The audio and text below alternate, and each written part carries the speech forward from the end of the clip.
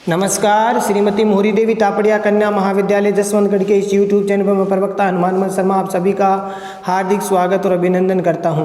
प्यारे विद्यार्थियों, बीए तृतीय वर्ष की कक्षा के अंतर्गत हिंदी साहित्य विषय में आधुनिक काव्य जो आपका प्रथम प्रश्न पत्र है, इसमें आज हम पढ़ने वाले हैं कवि नरेश मेहता जी की कविता को। तो प्यारे विद्यार्थियों, विगत वीडियो में हमने नरेश मेहता जी के 2 पद है वो पढ़ चुके हैं।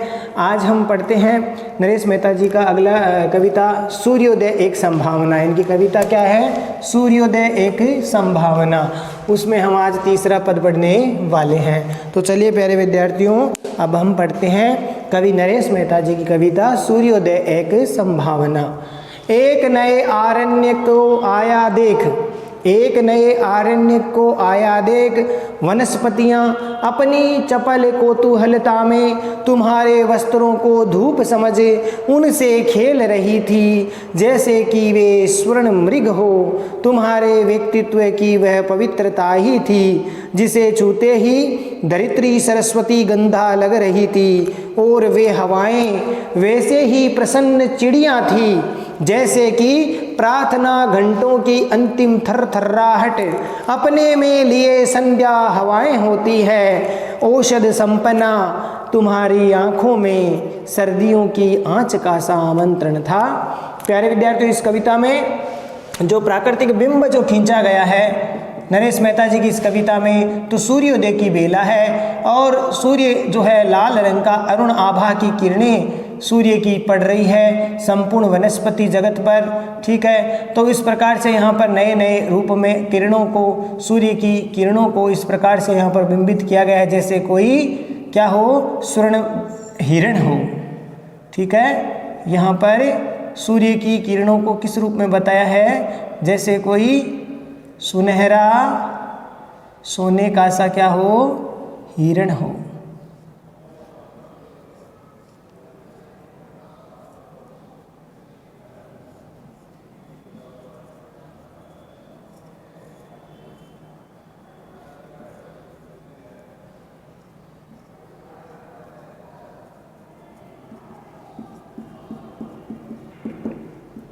सूर्य की किरणों को हिरण के रूप में है वो बिंबित किया है यहाँ पर। देखिए, अब आगे हम पढ़ते हैं तो पढ़ने से इसको अर्थ समझ में आएगा। आरण्य का अर्थ होता है जंगल का वासी या जंगल से आया हुआ, जंगल का वासी, जंगल में निवास करने वाला। वनस्पतियाँ, जो पेड़ पौधे वनस्पतियाँ हैं, पेड़ पौधे वनस्पतियाँ, वो अपनी चपल मने चंचल, चपल चंचल, कौतूहलता मन अचंबा, आश्चर्य, आश्चर्य में तुम्हारे वस्त्रों को धूप समझकर उनसे खेल रही थी कि वे स्वर्ण मृग हो, सुनहरे मृग हो, सुनहरे सोने के, सुनहरे हिरण हो, हरिण हो। ठीक है, सोने के जैसे। तुम्हारे व्यक्तित्व की पवित्रता, जिसे तू धरती, धरित्री का अर्थ होता है प्यारे विद्यार्थियों धरती। सरस्वती गंधा मने सरस्वती के समान गंध रखने वाली, अर्थात सरस्वती नदी के रूप में भी ले सकते हैं और वीणा की ज्ञान के अधिष्ठात्री देवी के रूप में भी हमें ले सकते हैं, तो वाणी के रूप में भी हम इसको लिखेंगे। और वे हवाएं ही वैसे ही प्रसन्न चिड़ियाँ, जैसे प्रार्थना घंटों की, गिरजाघर मंदिरों में जो प्रार्थना के संध्या के समय जो घंटे घड़ियाल बजते हैं, उनकी जैसे गूंज दूर दूर तक, अंतिम थरथराहट उन घंटियों की दूर दूर तक आवाज़ जैसे जाती है, उसी प्रकार से यहाँ पर परिकल्पना की है सूर्य की किरणों को। औषध संपन्ना मना औषधि दवाइयों से संपन्न धरती, सर्दियों की आंच सा आमंत्रण। तो यहाँ पर देखिए, अब इसका अर्थ हम करते हैं प्यारे विद्यार्थियों। नरेश मेहता जी की कविता प्रस्तुत पद्यांश प्रसंग में लिखना है। प्रस्तुत पद्यांश सूर्योदय नरेश मेहता जी द्वारा रचित सूर्योदय एक संभावना शीर्षक कविता से उद्गृत है और इसमें कवि नरेश मेहता जी ने सूर्योदय के प्राकृतिक परिवेश का, सूर्योदय का प्राकृतिक जो सुबह का समय है, सूर्योदय का जो प्राकृतिक परिवेश है, उसको लेकर के सुंदर जो है कल्पना व्यक्त की है कवि ने। नरेश मेहता जी ने सूर्योदय के समय की जो है प्राकृतिक परिवेश की एक तरह से अपने अनुसार है, अपने भावों के अनुसार कल्पना व्यक्त की है। तो इसमें देखिए क्या कल्पना व्यक्त की है कि एक नए आरण्य को आया देख वनस्पतियां अपनी चपल कौतूहलता में अपन तुम्हारे वस्त्रों को धूप समझ उनसे खेल रही थी। प्यारे विद्यार्थियों, ये क्या चीज़ है? इसमें प्यारे विद्यार्थियों सूर्योदय की जो किरणें हैं, सूर्य उदय हो रहा है और उस समय जो किरणें पड़ रही है वो संपूर्ण जगत पर, संपूर्ण सृष्टि में पड़ रही है और पूरी प्राकृतिक परिवेश को वह किरणें हैं वो किरणों से पूरा प्राकृतिक परिवेश है वो नहा रहा है। ठीक है, तो इस प्रकार का बिंब यहाँ पर व्यक्त हुआ है, भाव व्यक्त हुआ है। तो सूर्योदय की जो चमकीली किरणें हैं, सूर्योदय की क्या है? चमकीली किरणें, यानी अरुण रंग का सूर्य है, अरुण रंग का बिंब, अरुण रंग की आभा किरण रश्मियाँ पड़ रही है संपूर्ण धरती पर और उस समय जो सूर्य की चमकीले किरणों को एक नया आरण्यक जाना है। आरण्यक मैंने बता दिया जंगल में रहने वाला या जंगल का वासी, जंगल में रहने वाला जो कोई व्यक्ति है, इस प्रकार से यहाँ पर बिंबित किया गया है। किसको बिंबित किया गया है? सूर्य की किरणों को, सूर्य की लाल रंग की आभा, लाल रंग की किरणें, उन किरणों रूपी आरण्यक, किरणों रूपी आरण्यक, आरण्य का मतलब जंगल में निवास करने वाला, जंगल का वासी, वनवासी कह सकते हैं। ठीक है ना, जंगल का वासी, या इसको हम क्या कहेंगे? वनवासी।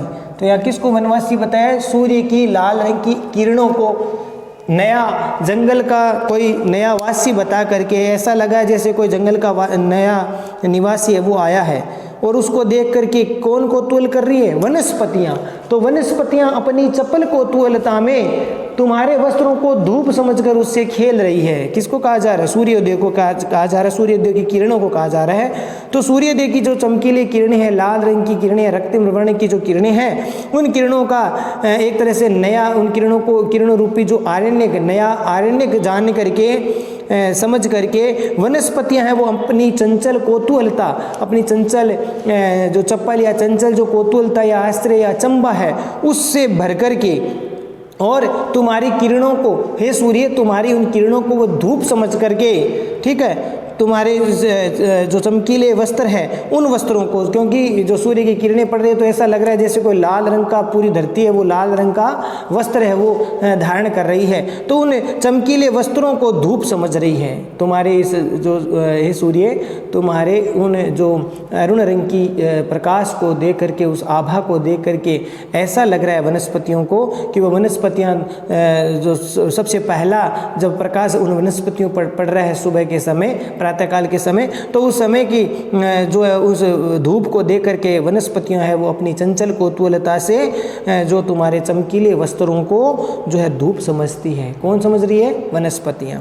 और उनसे वो खेला करती है और उनसे खेल रही है। कौन खेल रही है? वनस्पतियां। किससे खेल रही है? इस सूर्य की किरणों रूपी आरण्यक को, नया आरण्यक जान करके उनसे नया मेहमान या नया बच्चा, जैसे कोई एक छोटा बच्चा होता है किसी परिवार में और कोई उसके घर में मेहमान आया और मेहमान के साथ में भी बच्चा आ गया है, मेहमान का बच्चा है, अतिथि का, तो वह जो उस घर का और वह जो अतिथि के साथ जो बच्चा आया वो दोनों मिलकर के खेल खेलने लग जाते हैं। तो वो नया जान करके पहले उनसे परिचय प्राप्त करते हैं और फिर एक दूसरे से घुलते मिलते हैं और खेलते हैं। ठीक उसी प्रकार से वनस्पतियाँ उस सूर्योदय की जो पहली किरण है उसको एक नया आरण्यक मान करके उनके साथ है वो उनकी धूप को एक वस्त्र उनके चमकीले वस्त्रों को जो है धूप मान करके खेला करते हैं। तुम्हारे वस्त्रों को धूप समझकर एक किसको? उस आरण्यक का। आरण्य किसको कहा है? सूर्य को। तो सूर्य, हे सूर्य, तुम्हारे उन वस्त्रों को, उस प्रकाश रूपी वस्त्रों को धूप समझ करके उनसे खेल रही है जैसे कि वह स्वर्ण मृग हो। क्या हो? जैसे कि वह स्वर्ण मृग हो, जैसे कि वह स्वर्ण मृग हो, सुनहरा हिरण हो, उसके साथ जैसे खेल रही हो। और इस प्रकार से वह प्रातःकालीन जो किरण है उस समय सभी वनस्पतियाँ सूर्य की प्रातःकालीन किरणों से एक तरह से खिल रही है, विकसित हो रही है, मुकुलित हो रही है। तो सूर्य की जो प्रातःकालीन किरणें हैं उनसे वे सारी वनस्पतियाँ मुकुलित हो रही है, पुष्पित हो रही है, विकसित हो रही है, खिल रही है और अपनी प्रसन्नता व्यक्त कर रही है। ठीक है, और वे जो अरुण रंग की किरणें हैं उनको क्या मानती है? सोने का मृग मान रही है, जैसे कि वह स्वर्ण मृग हो। ऐसा लगता है जैसे वो सुनहरी किरणें सूर्य की, जैसे कोई सुनहरा हिरण हो, उस अनुसार लगती है। तुम्हारे व्यक्तित्व की वह पवित्रता ही थी जिसे छूते ही धरित्री सरस्वती गंधा लग रही थी। कवि सूर्य को लक्ष्य करते हुए नरेश मेहता जी कह रहे हैं कि ये तुम्हारे व्यक्तित्व की पवित्रता थी।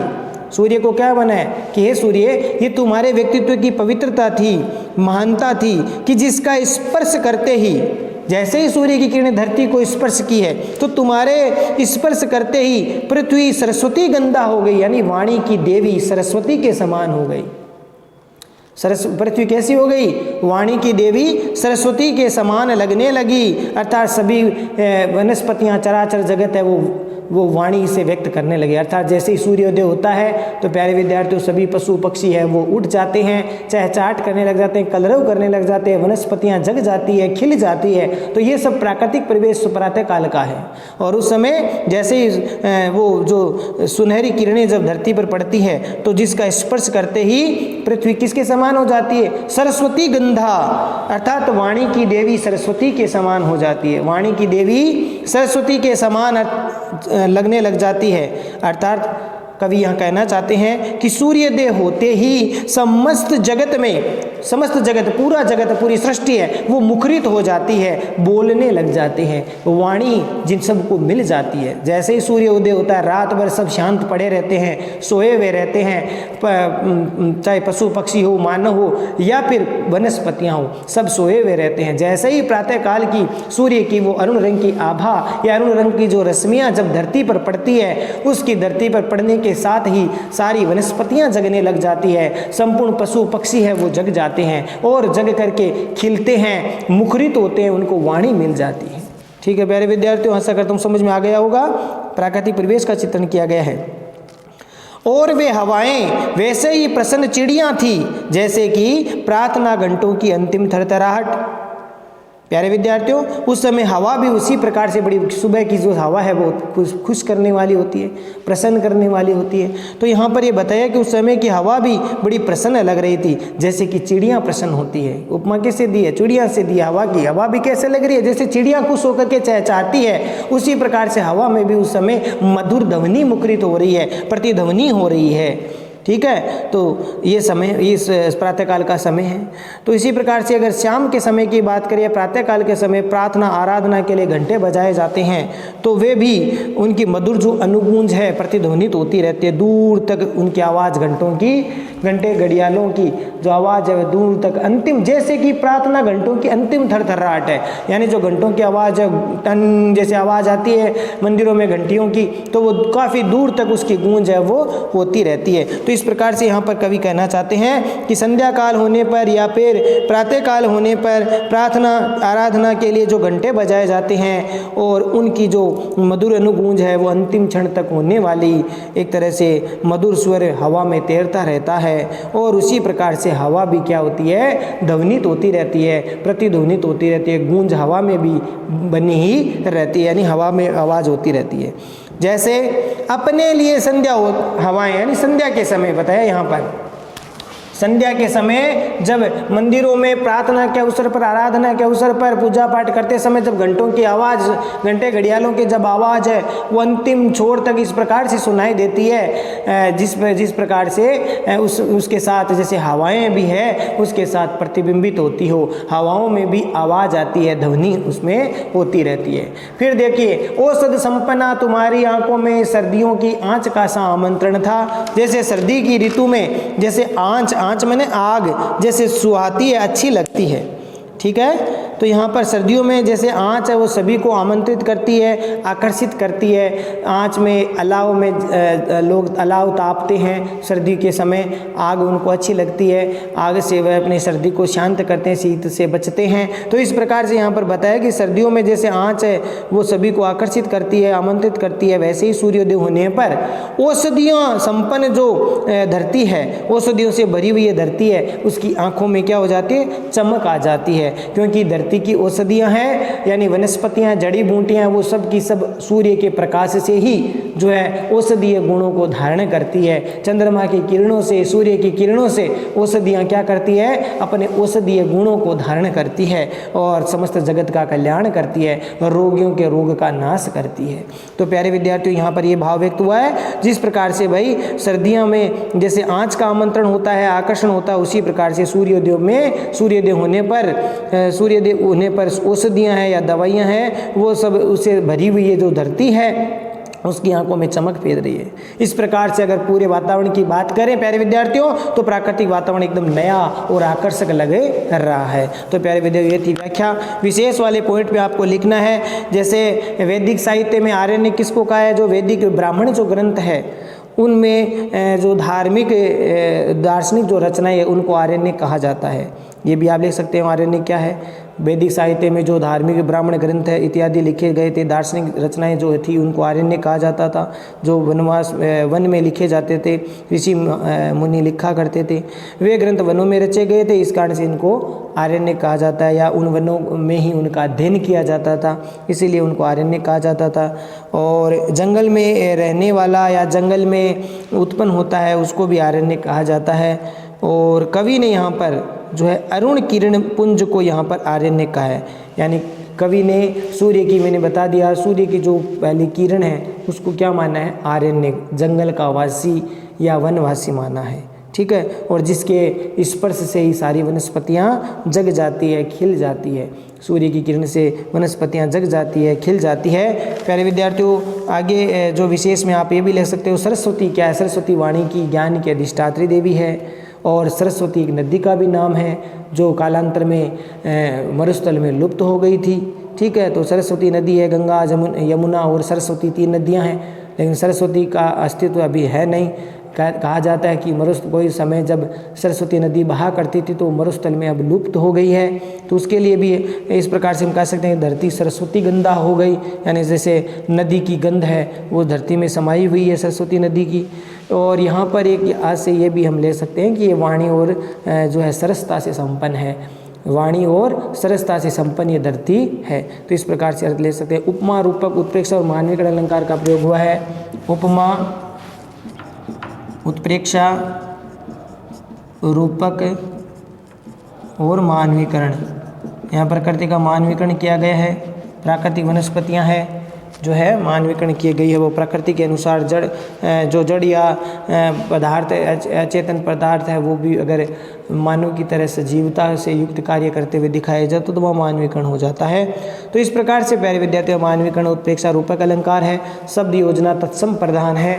शब्द योजना की बात करें तो कैसी है शब्द योजना, यहाँ पर ये कविता में शब्द कैसे हैं, तत्सम प्रधान है, तो शब्द योजना तत्सम प्रधान है। अधिकतर शब्द क्या है, तत्सम शब्द है, तो तत्सम प्रधान है, ये आप लिखेंगे विशेष में। और कवि की एक तरह से वैष्णव भावानुभूति यहाँ पर व्यक्त हुई है। तो प्यारे विद्यार्थियों, आशा करता हूँ ये नरेश मेहता जी का ये जो तीसरे जो पद है वो आपको समझ में आ गया होगा। ठीक है,